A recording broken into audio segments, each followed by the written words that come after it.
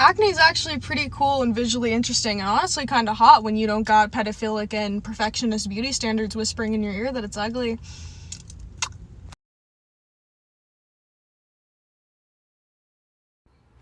Andrew Tate is a pyramid schemer and possible human trafficker who has been investigated by Romanian police and has openly admitted to preying on girls more than a decade younger than him. So I'm not sure if the color of a Bugatti would matter in a random European prison. So it took everyone 2 years to figure out that I was right. Earlier today, I spoke with the family of Breonna Taylor. This morning, they were informed that the Justice Department has charged 4 current and former Louisville Metro Police Department officers with federal crimes related to Ms. Taylor's death. The mayor of Louisville, Kentucky started a hit squad to harass people of color in poor neighborhoods. The house that Breonna Taylor was renting from was sitting in the middle of a gentrification project that the mayor's developer buddies need to get rid of before they could start construction. So after cops arrested an actual drug dealer 10 miles and 10 minutes after, they faked a search warrant to go harass Breonna Taylor. Those alleged crimes include civil rights offenses, unlawful conspiracies, unconstitutional use of force, and obstruction offenses. We allege that the defendants knew their actions in falsifying the affidavit could create a dangerous situation. Yeah, the dangerous situation was getting Breonna Taylor shot so the city could buy her house for $1. What, you thought I made that number up? Without a lawful objective justifying the use of deadly force, defendant Hankison traveled away from Ms. Taylor's doorway to the side of the building and fired 10 shots into Breonna Taylor's apartment through a bedroom window and a sliding glass door that were both covered with blinds and curtains. Yeah, remember all those Blue Lives Matter people talking about, oh, Breonna Taylor's boyfriend shot 1 round first and then all the cops were returning fire. That's not what happened. One cop went to the side of the house and emptied a mag into a window. Yeah, you clowns are trying to be like, oh, the cops are scared for their lives, trying to give them qualified immunity when one dude literally went to the side of the house to do a hit job. That's my ID around my neck. Can I get them for you? Yes, you can. Okay, all right. As long as you don't reach. I'm not reaching. You're good. We're making videos with specific instructions on how not to get killed by public servants on routine traffic stops, and we don't think that's a problem.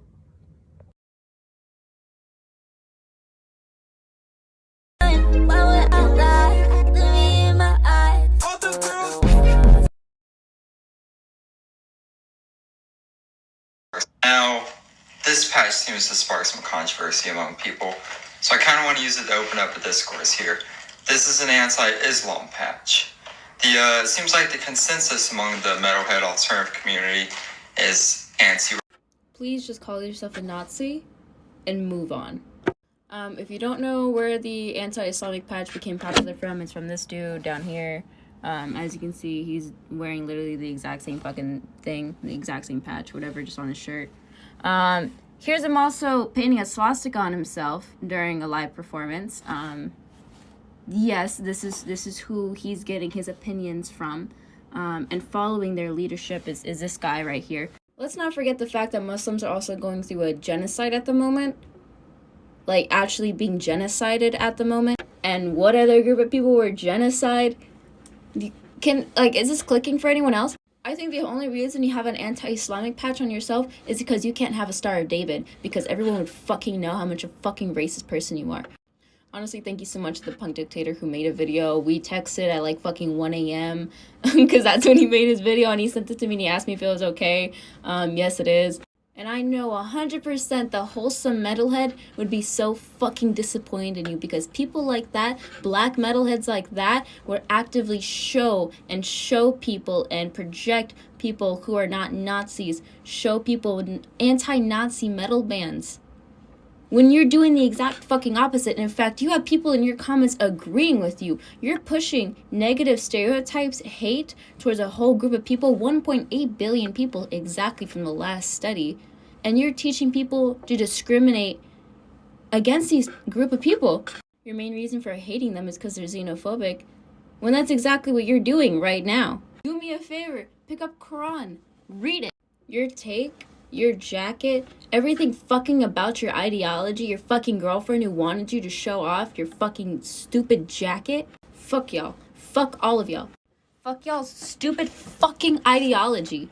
And I hate the fact that we have so many young metalheads that are finally joining our community, and this is the example you're setting for them. Once again, thank you to the punk dictator, and if the wholesome metalhead was still around and his account was not hacked, I 100% believe he would make a video responding to you as well. And maybe I would listen to your opinion if you weren't covered in fucking Nazi bands and you get your fucking opinions from Nazi bands. Take your shitty opinions elsewhere. People like you push the negative stereotype about people like us.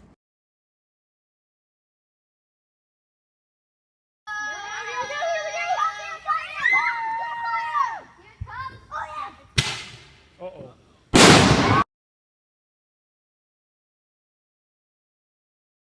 When will we stop acting like homosexuality was praised in Africa before invaders came? Because it was not. If it came out that you were committing homosexual acts, you were either killed or exiled. The rise of homosexuality started with Arab traders coming into Africa. In Uganda, they called them Akulia Ebiziagi. I don't know if I'm saying that right. But anyway, homosexuality in Africa was also associated with the rise of prisons, which was a result of European colonialism. Before colonizers came, prison was not a thing in Africa. In Africa, the focus was reconciliation and mending good relations. It always confused me how European boy lovers brought homophobia to Africa. We talking about the same people who took our men to butt-breaking camps because they said that was the only way they could get a man to submit to them, which is very homosexual. We got to stop this BS and look at the history before Arab traders and European colonizers came. Otherwise, of course, you will run into the love of homosexuality.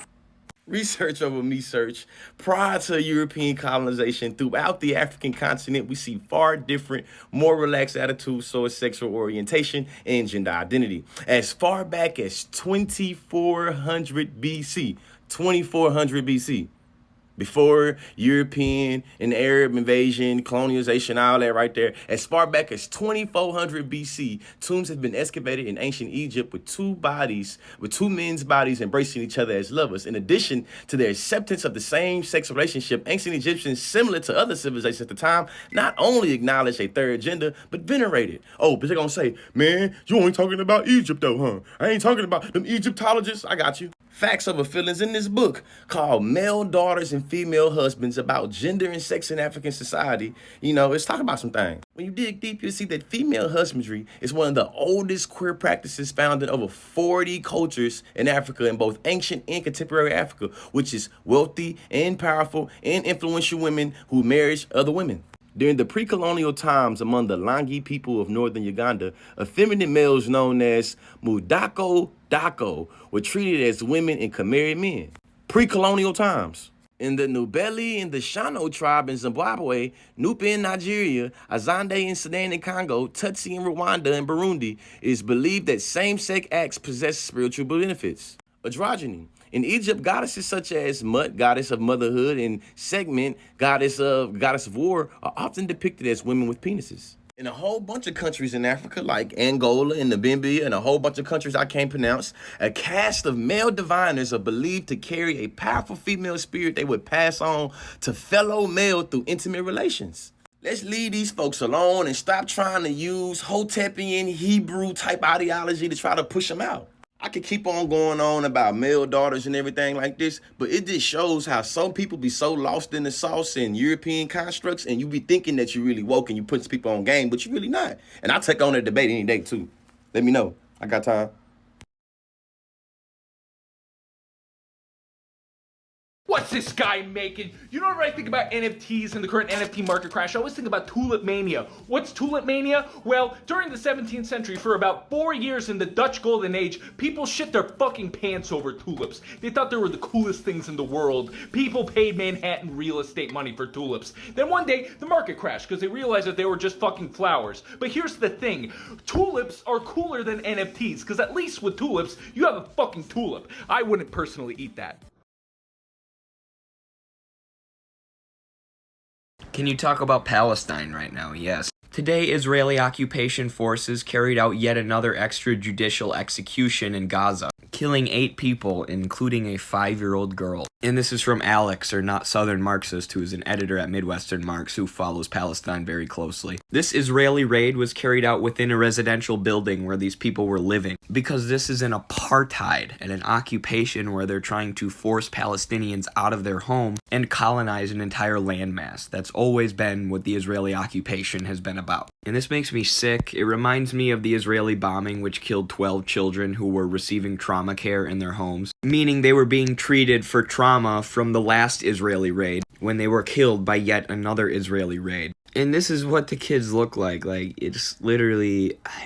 It's literally making me want to cry. This is sick. If you're an American, your tax dollars are being used to kill children like this every freaking day.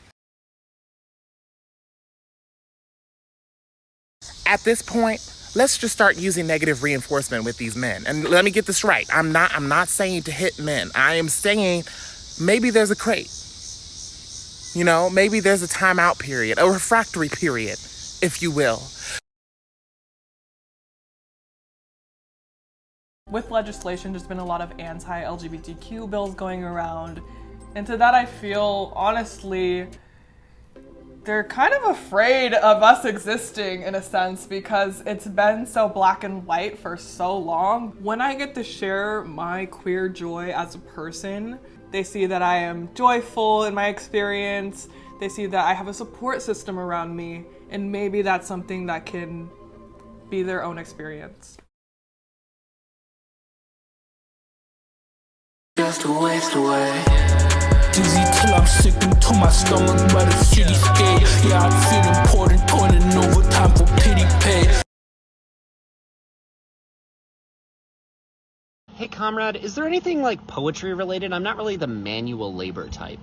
Are you like flexing your lack of self-awareness?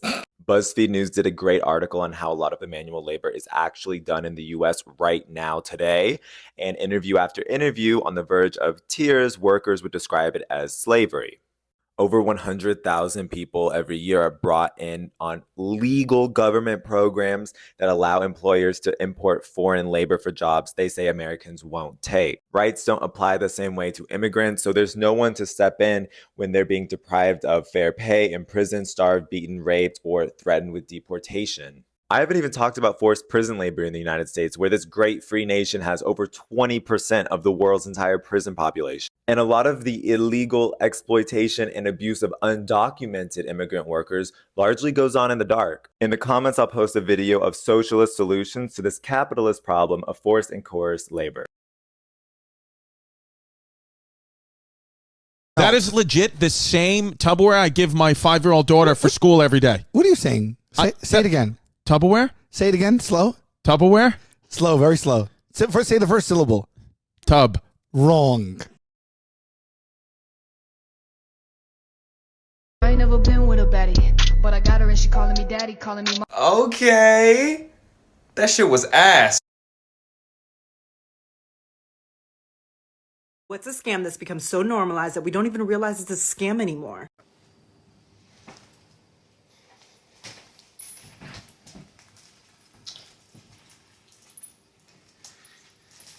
It's capitalism, man. It's capitalism. Yeah. All right. Have a good day.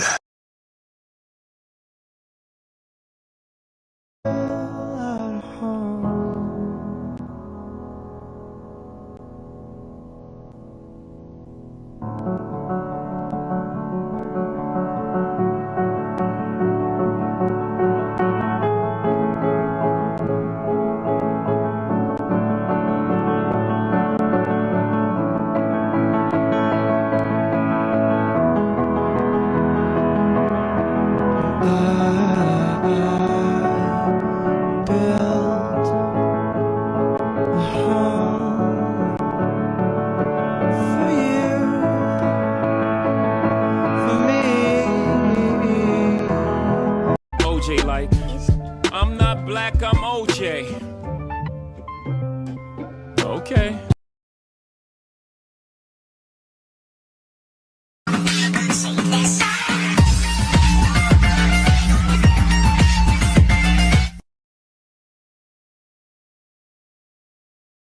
Neurotypical people are fully capable of using tone indicators. You just have to learn what the tone indicators they use are.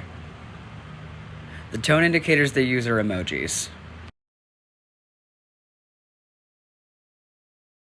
Hey Brain, I'm just gonna watch a video really quick if that's cool. Oh yeah, that's fine. Cool, thanks. Wait. What? Brain, why'd you stop me when I was only like 30 seconds in? I'm on a WikiHow of how to apologize to a cat. Did you not assign yourself a menial task? No, do I need to? You can just watch the video, dumbass. You have to do something else at the same time. Why? Well, we need to do two things at once because if we're understimulated, the world's gonna end. But the second thing has to be menial because if we're overstimulated, we'll die immediately.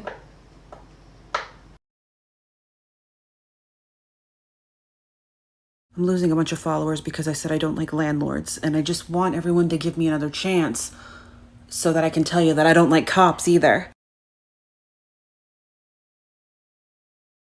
What are you most insecure about?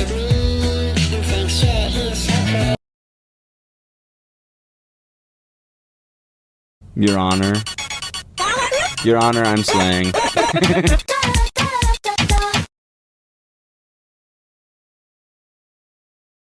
Funny, yes, but not funny haha.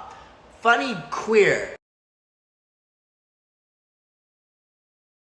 Queers, run to Target.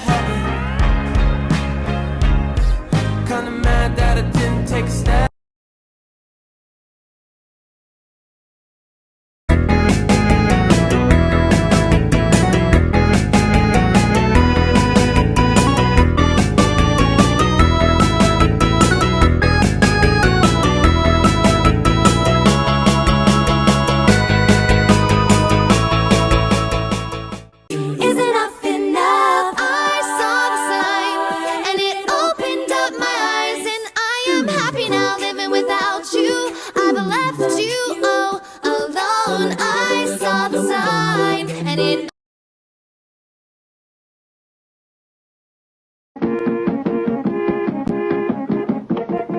I am walking the cow.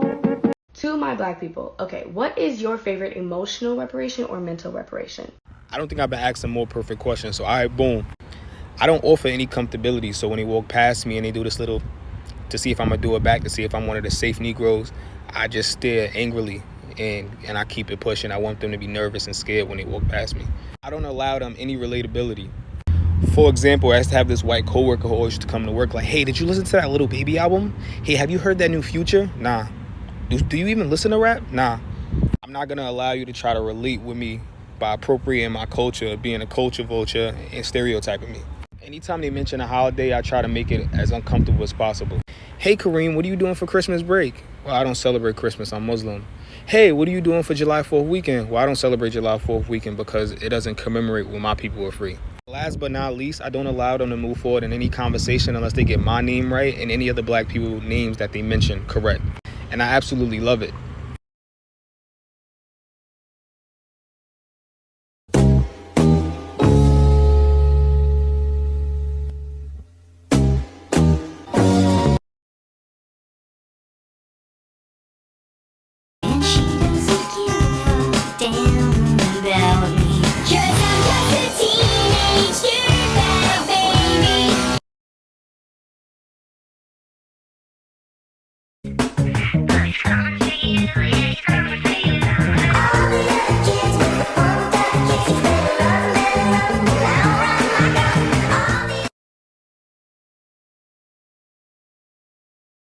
Miss, I'm so sorry. What does it feel like to be an elitist New York piece of shit? It feels awesome. Thank you. My novel, My Government Means to Kill Me, is about a gay black teenager coming of age. Here are 5 books that focus on the journey of queer black teenagers.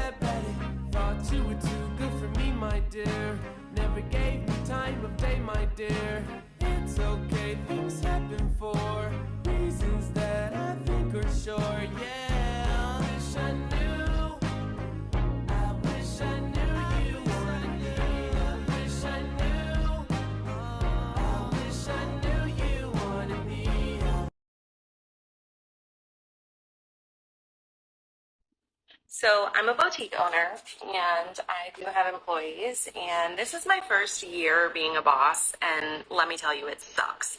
I tell these girls to do something, they don't do it. So I'm doing something fun. I'm going to hide money with little notes so that they know they can take the money. Before we talk about this person's responses to comments, let's talk about how we treat employees. This is not a fun little game. This is treating your employees like children. Making a public video about your employees, saying these girls don't do what they're told, bad management. In the comments, a lot of people are asking, how much do you pay your employees? Minimum wage or barely minimum wage is going to get you minimal results. I don't believe in the video she mentioned that her employees are part-time. Look at this response. Benefits for part-time, 8-hour-a-week employees? You've got to be kidding me. That's an unbelievable response from a business owner when you made a video and then people are asking basically, how do you pay your employees? How do you treat them? And you laugh at the idea of benefits? Furthermore, you're expecting your employees who work 8 hours a week total to do their job, either working at the boutique, servicing customers, or at the spa portion of your job, which is a job, is working at the spa or working at the boutique.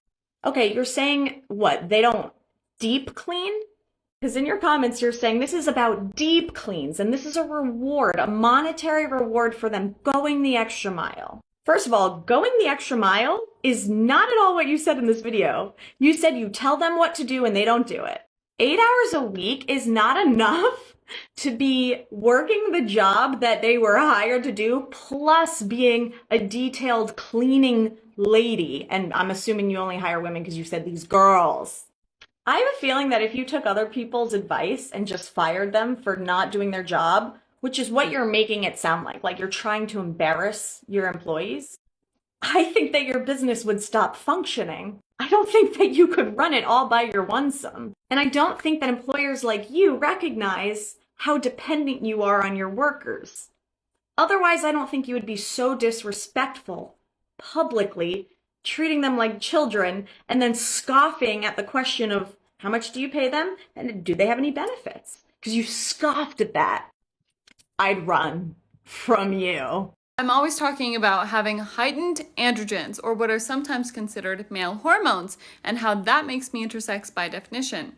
And then I get these comments, so many comments like, oh, interesting, I have heightened androgens too, but it's just PCOS, I'm not intersex. Yes, you are. I'm sorry if that sucks for you, but it's true. And I don't care if you identify as male, female, non-binary, agender, whatever the hell you want to identify as, that's your right, but you are an intersex person biologically. Because polycystic ovarian syndrome is a condition that is based upon a differentiation from the binary hormonal norm of females. So if you have it, guess what? You're intersex like me. Welcome to the club. Please do me and yourself a favor and stop trying to conform to a hyper feminine female norm. It doesn't do us justice medically, socially. Give yourself some credibility. It is okay to not be a woman. Garbage, okay, man, are Why do gay men have to wear so much makeup? Are you trying to prove it to us or yourself? Why do straight men always talk about how gay men want to appear, when pretty much all of them look so fucking generic? You know, short hair, all they do is go to the gym, pump some iron, same fucking chain with all of them. All they talk about is sports or video games or how much they want to fuck a woman, measuring dick size all the time. Are you trying to prove something to us or to yourself? That being said, let's talk about why men love to stick their fucking noses to where it doesn't belong. You see, they're so fucking entitled that they think they should have an opinion on everything. There are multiple fucking problems with that, but one of them is that their opinions are always based on fucking patriarchy. Meaning that they all have the same fucking toxic opinions. Creating a bubble of exclusion for anyone that doesn't fit those standards. Here's the funny part though. Those same men will also complain about the same standards they uphold each other to. They believe that men should look and act a certain way. They exclude anyone who doesn't. And then they complain about how certain things are expected from them and how it's unfair. They have a solid fucking hypocrisy that comes from their fragile egos. And what they're doing is, instead of solving the issue from the root, which is patriarchy, they will fucking project it to other people. They're the ones complaining about, oh, men's mental health, and then continue with bullying anyone who doesn't fit their fucking standards. Like, here's the thing, buddy, mind your own fucking business. You don't get to criticize anyone for how they want to fucking dress. This is a fucking effect of misogyny. Because makeup is stereotypically something women do. So when they see men who do makeup or paint their nails, Their misogyny tells them to attack that person for not upholding the toxic norms. Because the more this is normalized, the less power they have on other people's bodies. Aside from power and control, they're so fucking afraid to be themselves and do what they want to do, appear how they want to appear, and they're so preoccupied with confirming the toxic norms, they will attack anyone who doesn't fit them. Now let me ask you this.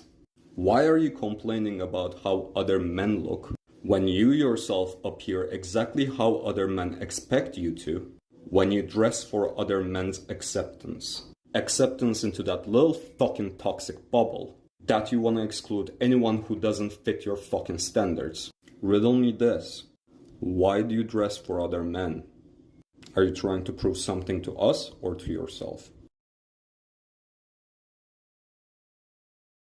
Good morning, USA. I got a feeling that it's gonna be a wonderful day. The sun in the sky has a smile on his face.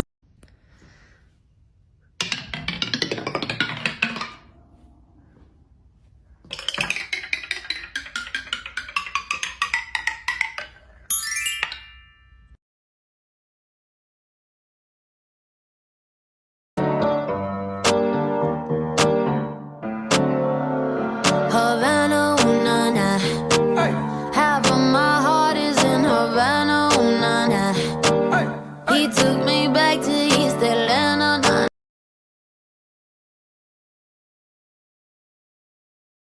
How'd you find out you were autistic? It's a funny story. Ooh, funny? Do tell. So I'm a screenwriter, right? Right. So I was writing this screenplay about a character with a severe anxiety disorder. I thought, what better way to explore the disability of anxiety that I have than to put the main character in the middle of a spy thriller plot? Ooh, that sounds good. Yeah, so I wrote it with a diverse cast, and almost every character has some form of disability, whether it's PTSD or chronic pain. Both of those I have experience with. And I have a lot of autistic friends, which should have been my first clue. So I wanted one character to also be autistic. So you were researching your screenplay? So I was researching this character, and I came across an autistic psychologist on Instagram she's both a psychologist and autistic herself, and she shared links to the self-assessment quizzes on Embrace Autism. Oh, I've heard you talk about that site a lot before. Yeah, so I thought it'll be a learning experience just to take the quizzes and see what kinds of questions are asked, and it'll help inform me of maybe how my character might take the quiz. Oh my god. Right? So first I took it as myself, and I got my results back. And so what happened to your character? Well, after a few month hyper-focused deep dive into the depths of my soul and existence, when I returned to my screenplay, I was a little surprised, but also not surprised to find out that I had inadvertently written my main character as autistic because I fashioned him after myself. So now I'm doing a page 1 rewrite, which basically means I'm rewriting the whole script from page 1, but now I'm intentionally writing the main character as autistic. And you also decided to get a formal autism evaluation? Yeah, I'm fortunate enough that my insurance covers it, so I got my official diagnosis back in June. Man, I'd love to hear all the stories about how other people found out they were autistic.